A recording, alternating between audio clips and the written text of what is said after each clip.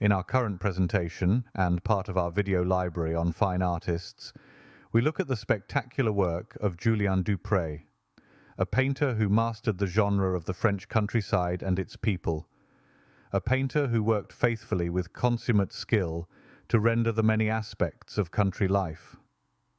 His hardy peasants are presented as heroic in their duties to render a productive life with the help of their animals at each passing season. What do we know about Dupré, his early years and beyond? His natural gifts were evident from the beginning, so how would it lead him to capture the airiness and glowing light of nature? On his luminous and bright canvases, his great skill of lush handling of pigment gives even more excitement for the student of painting. Artists are always eager to uncover in the works of the masters the mystery in their technique and how they manipulated their tools for recording the visual impression. Our story begins. Dupré's father, Jean, worked as a jeweller, creating both fine jewellery and costume jewellery. His older brother, Jean, also became a jeweller, and both his sister Julie and his niece, Jeanne Henriette, married jewellers. Julien was the only child who did not follow this career. Instead, he was apprenticed to a lace-maker in the late 1860s. However, with the advent of the Franco-Prussian War in 1870, the lace-maker's shop closed, and Dupré soon found himself a soldier.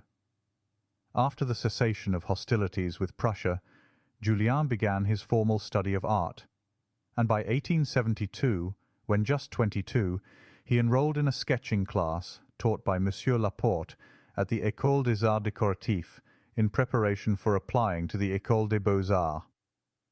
Once he was accepted, he entered the studio of Isidore Pils until Pil's death in 1875. After that 3-year study, he entered the studio of Henri Lehmann to conclude the full curriculum.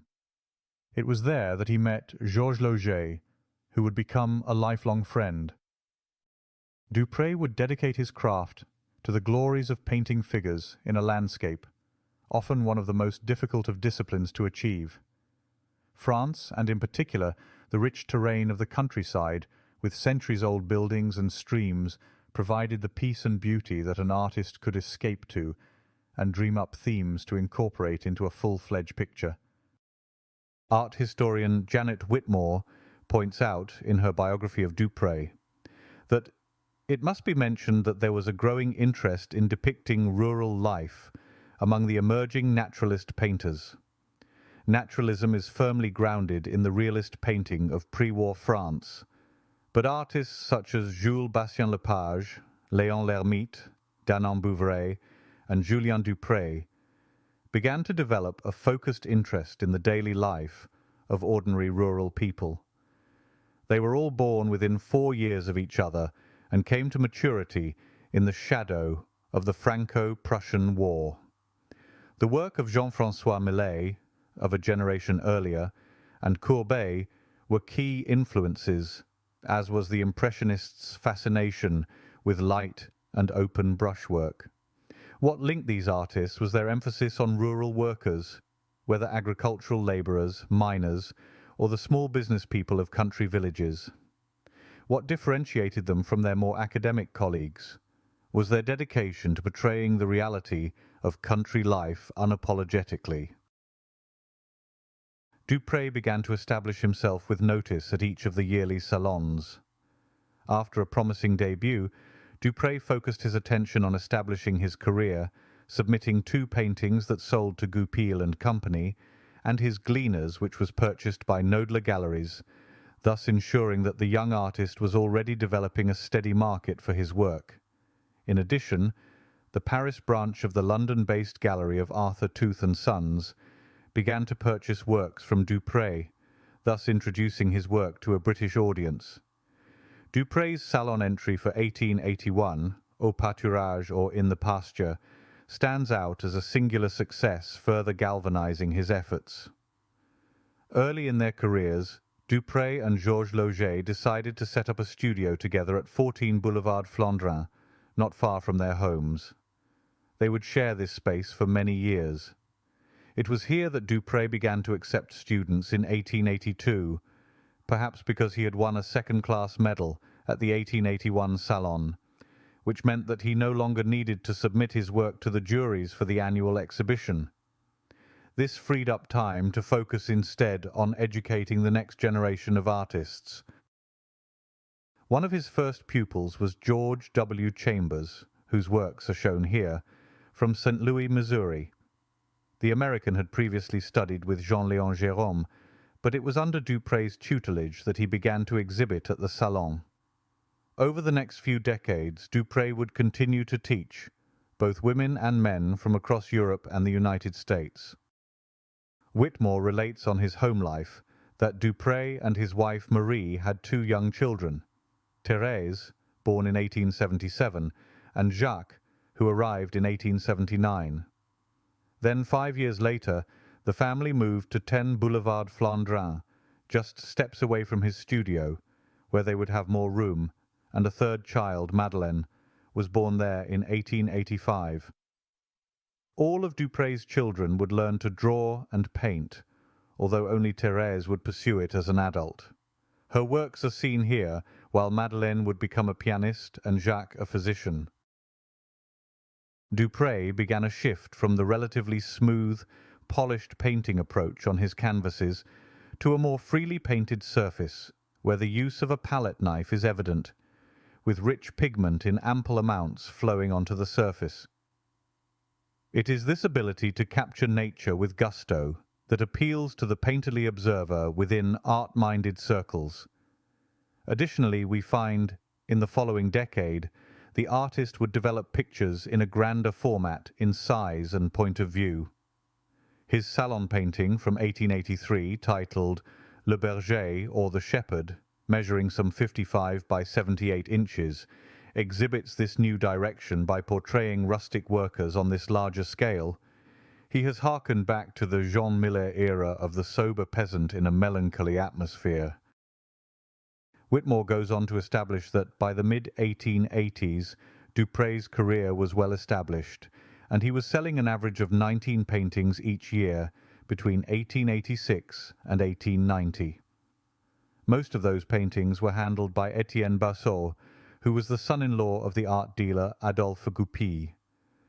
Dupre's works would have been sold at Bassot's contemporary art gallery in Montmartre, which was managed by Theo van Gogh from 1878 until his death in 1891.